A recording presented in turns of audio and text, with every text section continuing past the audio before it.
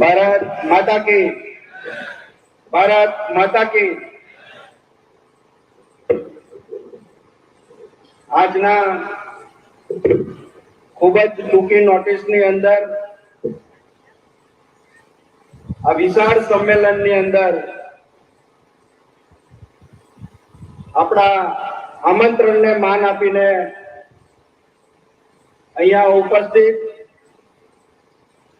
સર્વે ક્ષત્રિય સમાજના આગેવાનો,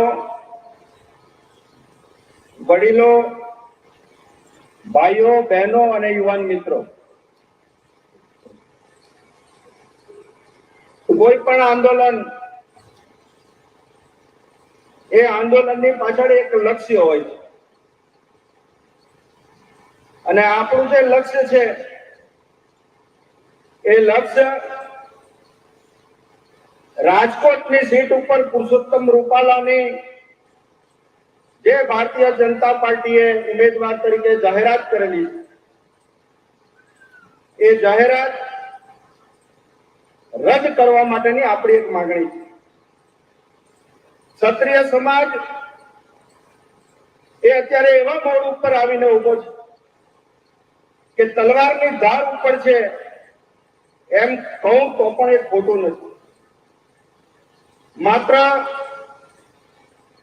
જાહેર મીટિંગો કરી અને મેળાવડાઓ કરી અને આપણે આપણી હાજરી જે છે એ હાજરી અહીંયા બતાવવાથી માત્ર આપણું જે લક્ષ્ય છે એ સિદ્ધ થવાનું નથી, પણ એની પાછળ જે આંદોલનનો મુખ્ય હેતુ છે અને એ હેતુને જેમ પક્ષીની આંખની અર્જુનની લક્ષ્ય હતું પક્ષીની આંખ, એ જ પ્રમાણે સૌ ક્ષત્રિયોના નજરની અંદર એ રાજકોટની બેઠક પુરુષોત્તમ રૂપાલાની દાવેદારી ઉમેદવારી રદ ન થાય ત્યાં સુધી આયોજકો જે પણ આપણને દિશા નિર્દેશ કરે એ મુજબ આપણે સૌએ વર્તવું પડશે। હું આજે અહીંયા જે ઉપસ્થિત છું કોઈ રાજકીય પાર્ટીના કાર્યકર તરીકે આપની વચ્ચે ઉપસ્થિત નથી, પણ સૌથી પહેલા ક્ષત્રિય સમાજના એક નાનકડા દીકરા તરીકે આપની વચ્ચે ઉપસ્થિત થયો છે। સમાજ આજે એવા મોડ ઉપર આવીને ઉભો છે કે જો આપણે આપણા લક્ષ્યને સિદ્ધ કરવાની અંદર કોઈ કચાશ રાખીશું, ઉણા ઉતરીશું તો આવનારા વર્ષો સુધી આ સમાજ હાંસિયામાં ધકેલાઈ જવાનો છે। એની કલ્પના, એની ચિંતા માત્ર અહીંયા ઉપસ્થિત નવયુવાનોએ, વડીલોને, માતાઓને જ નહીં, પણ અહીંયા જે ઉપસ્થિત નથી એવા તમામ જે ઘરમાં બેસીને સોશિયલ મીડિયાના માધ્યમથી, મીડિયાના માધ્યમથી આ સંદેશો જે લોકો જોતા હશે એને પણ આજે સંકલ્પ કરવાની જરૂર છે કે આજે સમાજને જરૂર પડી છે અને સમાજની એક હાકલ થાય ત્યાં આપણે મરણીય બનીને પહોંચી જઈએ તો જ આપણે આપણા લક્ષ્યને સિદ્ધ કરવા સુધી પહોંચી શકીએ। મને તો પેલા રાજપૂતોની દયા આવે, અમે પણ રાજકીય પાર્ટીની સાથે જોડાયેલા છે અને જ્યારે સમાજના આ પ્રશ્ન માટે જ્યારે આવેદન પત્ર આપવા જઈએ, આવા રૂપાલાના વિરોધના કાર્યક્રમમાં જઈએ ત્યારે તાપણ નાણા લાગે છે કે મોદી તુજસે વેર નહીં, રૂપાલા તેરી ખેર નહીં, ત્યારે અમને સંકોચ નહીં થતો। ત્યારે આવા મિત્રોને મારે કહેવા માંગુ છું કે આ કોઈ રાજકીય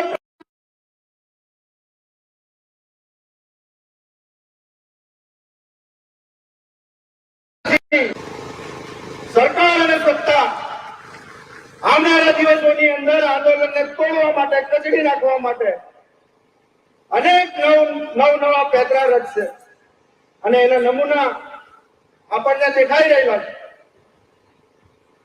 ભારતીય જનતા પાર્ટીની કાર્યાલય ઉપરથી સમાજના કેટલાક આગેવાનો પ્રેસ કોન્ફરન્સ બોલાવે અને જાહેરાત કરે। આ બધી બાબતો જે છે એ બાબતો સમાજ માટે ખૂબ ઘાતક છે. આ આંદોલનમાં આપણે બધા જોડાયા છે તો સૌથી પહેલા એનો સિદ્ધાંત કે આ આંદોલનની અંદર ખૂબ પરિપક્વતાથી આ આંદોલનની પાછળનો હેતુ શું છે, આ આંદોલન શું છે, એનો મુદ્દો શું છે, એ આપણે સૌએ સમજવું પડશે. અને ત્યારે એક ક્ષત્રિય તરીકે આપણા સૌનું જે લોહી છે એ લોહી ઉકળશે. પુરુષોત્તમ રૂપાલાએ માત્ર ક્ષત્રિય સમાજને જ નહીં પરંતુ ભારત વર્ષની તમામ મહિલાઓનું અપમાન કરેલું છે. તમામ મહિલાઓના દામન ઉપર હાથ રાખવાનો પ્રયત્ન કરેલો છે. અને એ ક્યારેય ક્ષત્રિય સમાજ તો નહીં પણ આ સભ્ય સમાજનો કોઈ પણ વ્યક્તિ અને કોઈ પણ સભ્ય એ ચલાવી લે એમ નથી. રૂપાલાજીએ એમ કીધું કે રજવાડાઓ સમયમાં